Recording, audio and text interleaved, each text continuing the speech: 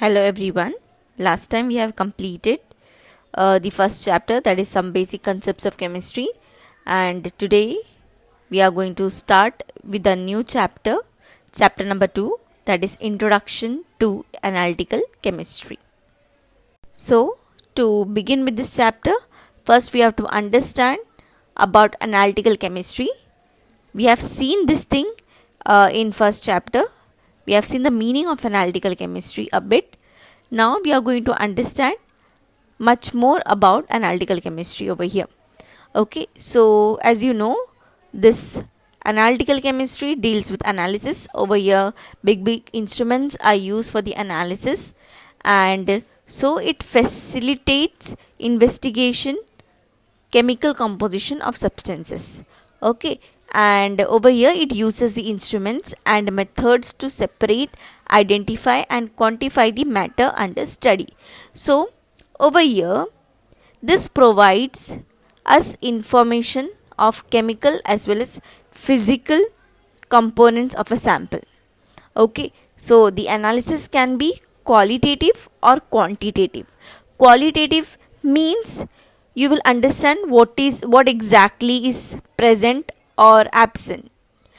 For example, what exactly is absent or present in a compound, like which element is present, carbon is present or not, hydrogen is present or not. So which element is there? It is not about only hydrogen or carbon, any of the elements if we can detect, that comes under what?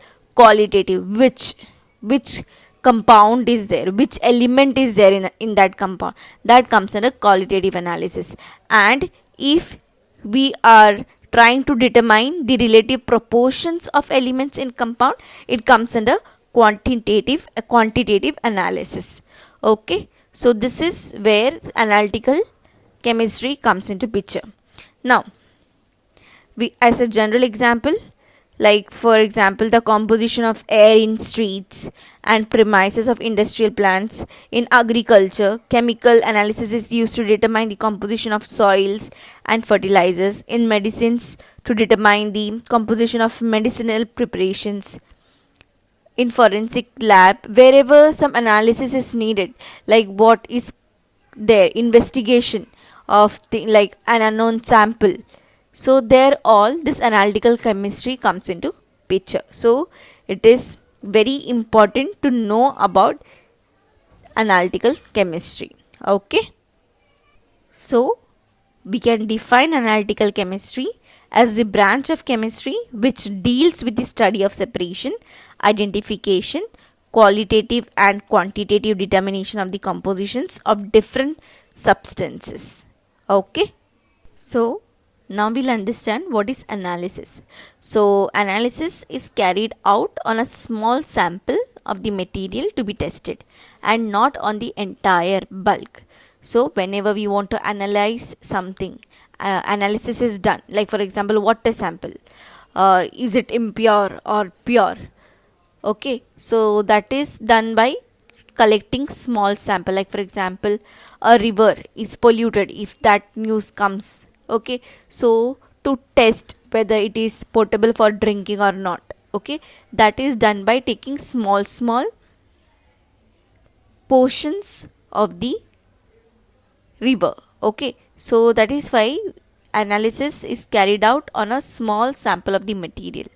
Okay, this you should understand. We cannot entirely sit and do analysis of the entire river, the whole river. We cannot do the analysis. So from each of the corners, in the middle, everywhere, little bit, each the sample is collected and tested and given for the analysis. Okay, like that is done. So please understand what is analysis. It is done for a small sample of the material. Okay, now the amount of solid or liquid sample will be taken in few grams, then it is called as semi micro analysis. Okay, once again, the amount of a solid or a liquid sample, if it is taken in few grams, it is called as semi micro analysis. Okay, it is of two types. One is qualitative and the other one is quantitative analysis. Okay, so the classical qualitative analysis methods, over here separation and identification will come. Separation can be done by precipitation, extraction and distillation. Identification is normally done on the basis of differences in color, order, melting point, boiling point and reactivity.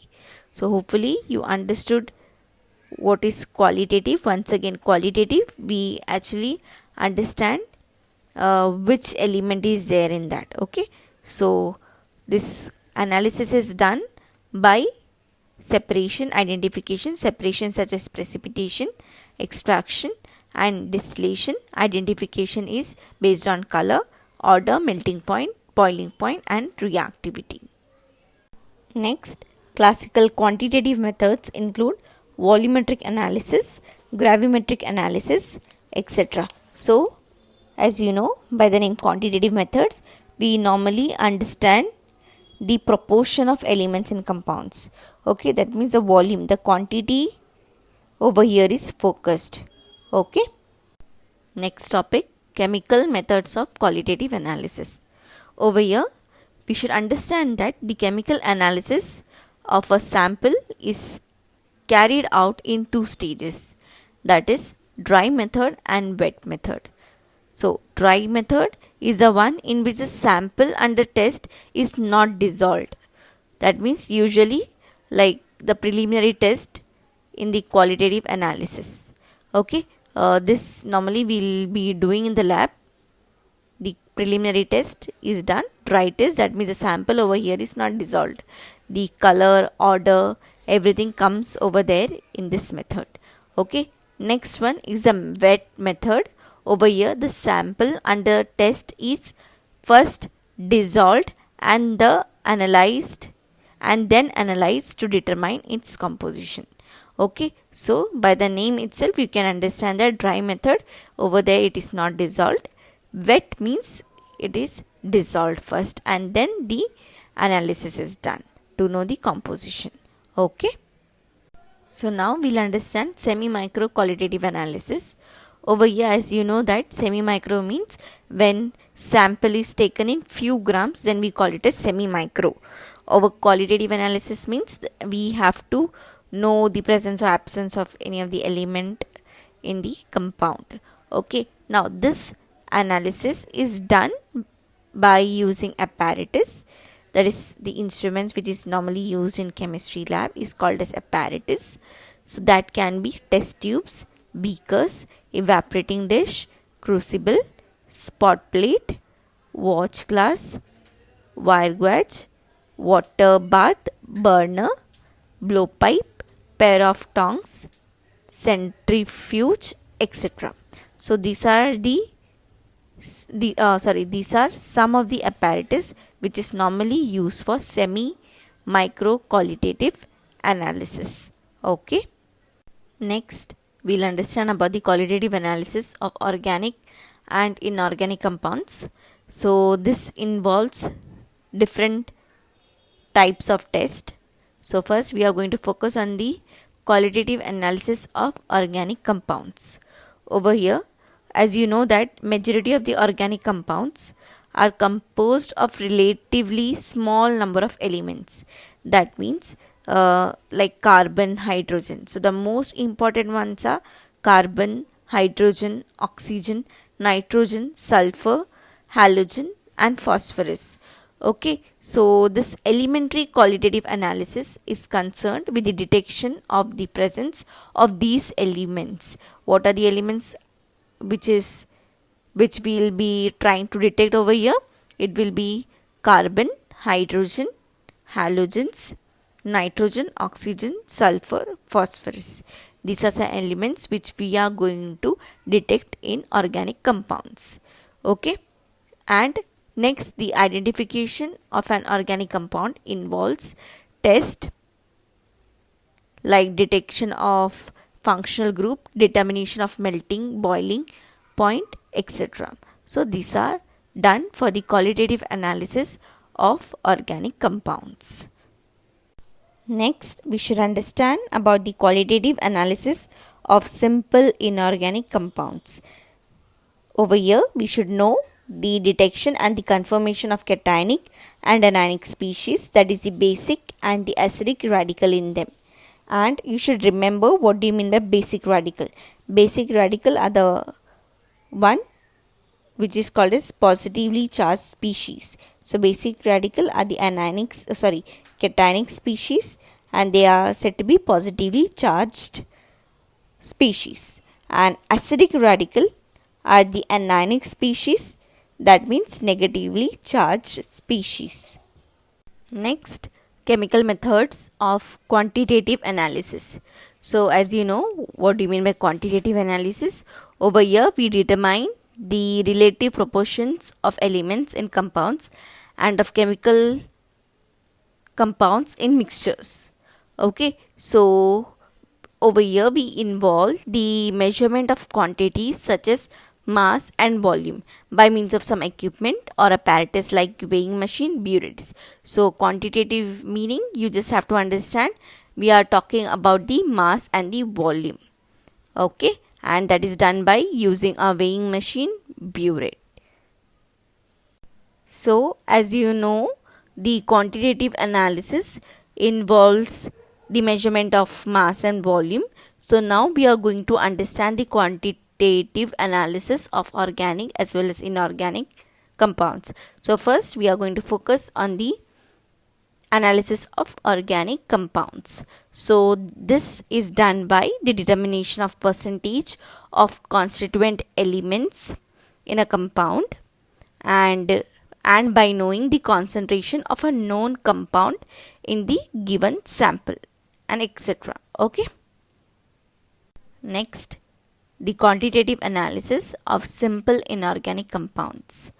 So you know that inorganic compounds are the one other than organic compounds. That means other than hydrocarbons, if we are dealing with, then we call it as inorganic compounds. So over here, the quantitative analysis is done by the decomposition reaction, that is called as gravimetric analysis. And the next one is the progress of reaction between two solutions till its completion, and this is called as volumetric analysis. Okay. Next topic is precision and accuracy of measurement. This is very important topic. So first we are going to learn about accuracy of measurement. Over here, when you talk about accuracy, if we are measuring something, our aim is to get the actual value. So aim of any measurement is to get the actual value called true value or accepted value of a quantity. So please understand the accurate answer, or we cannot call it as accurate answer, the actual value is called the true value. Okay, so this is very important. Now the nearness of the measured value to the true value is called the accuracy of measurement. Okay, for example, I'll say my true value is 10.1. Okay, once again, my true value is 10.1. Now that is my exact value. Okay, true value.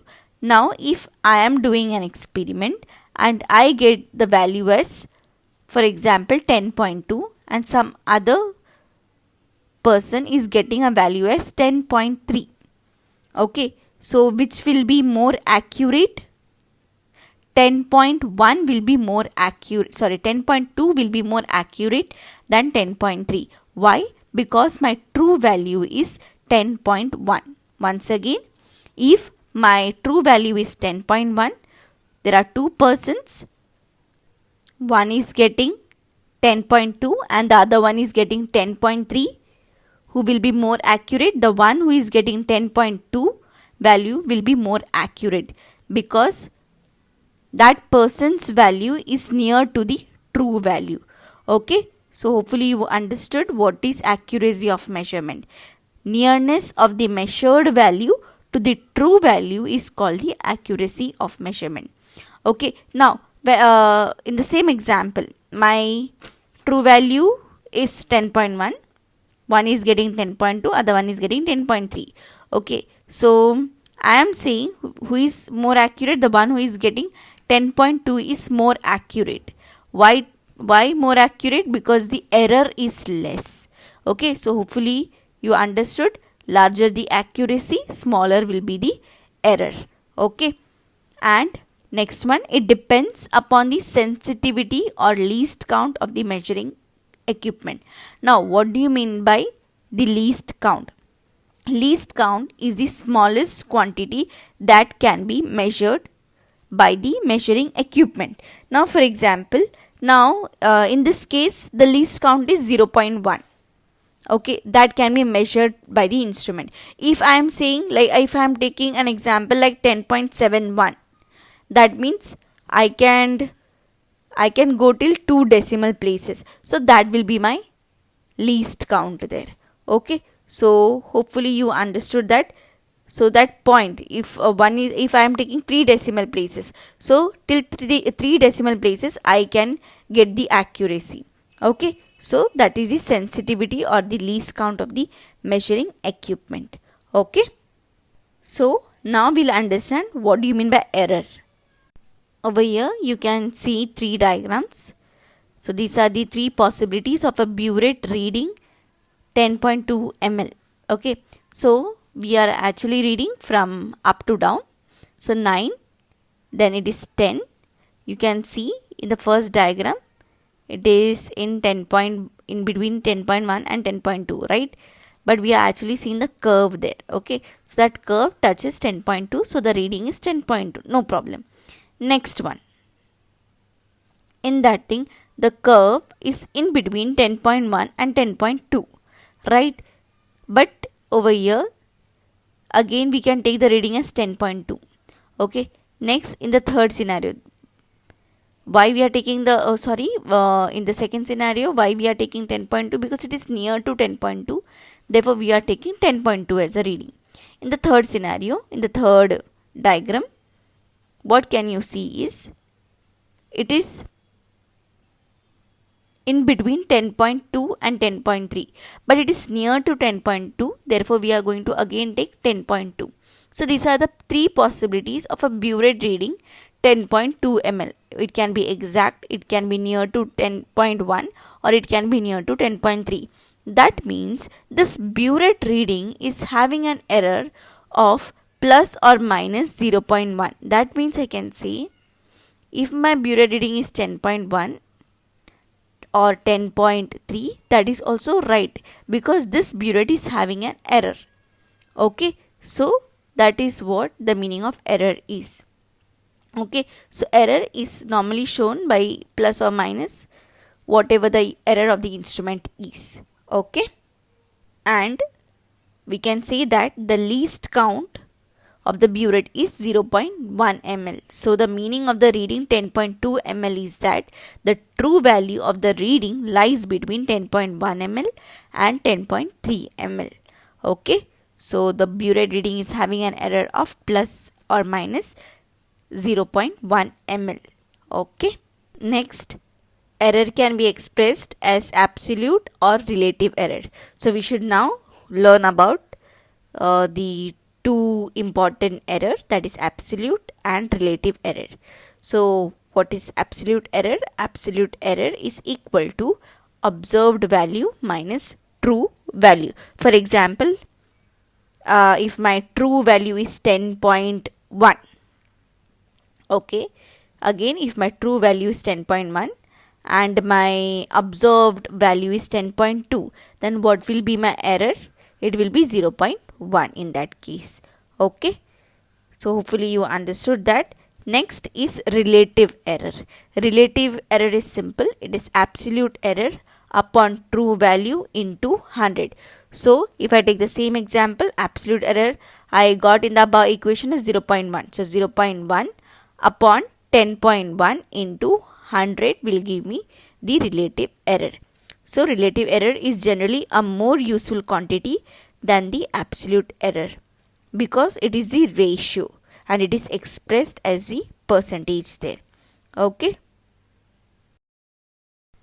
and this error can be due to a number of reasons, like inefficiency of the person doing experiment, or due to some error in the instrument, and so on.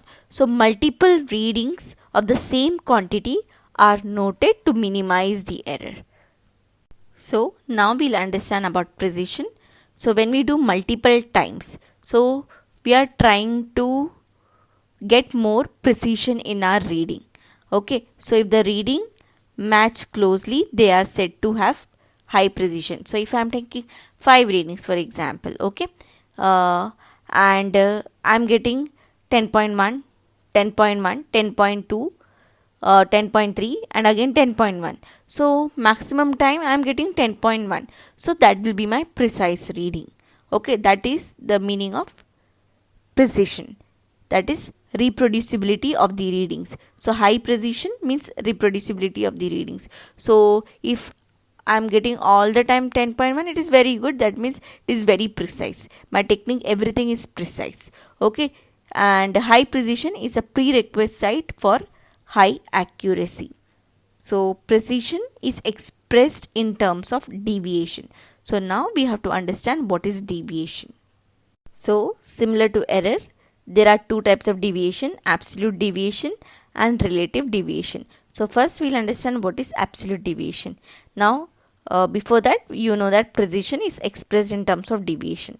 So absolute deviation is equal to modulus of observed value minus mean. What is that? Modulus of observed value minus mean. So I can say that an absolute deviation is a modulus of the difference between an observed value and the arithmetic mean for the set of several measurements made in the same way. So you have to remember this formula, which is very important. That is, absolute deviation is equal to modulus of observed value minus mean. So it is a measure of absolute error in the repeated observation. Okay. Now we have to learn about the relative deviation. So first we have to understand about the mean absolute deviation. So the arithmetic mean of all the absolute deviation is called the mean absolute deviation in the measurements. So now if we take the ratio of mean absolute deviation to its arithmetic mean is called relative deviation. So the formula is relative deviation is equal to mean absolute deviation upon mean into 100%. Okay, so hopefully you'll understand. So over here today we have learned 4 formulas. You have to learn that nicely: absolute error, relative error, absolute deviation, relative deviation. Okay, and you should know the difference between precision and accuracy. Simple. Accuracy is the closeness of the measured value to a standard or true value, and precision, we can say that the degree of reproducibility is said to be precision. That means how many number of times a reading is repeated. That will be my precise value. Okay, so please do revise all these topics nicely. So next time we'll start with the determination of molecular formula. Okay then, bye.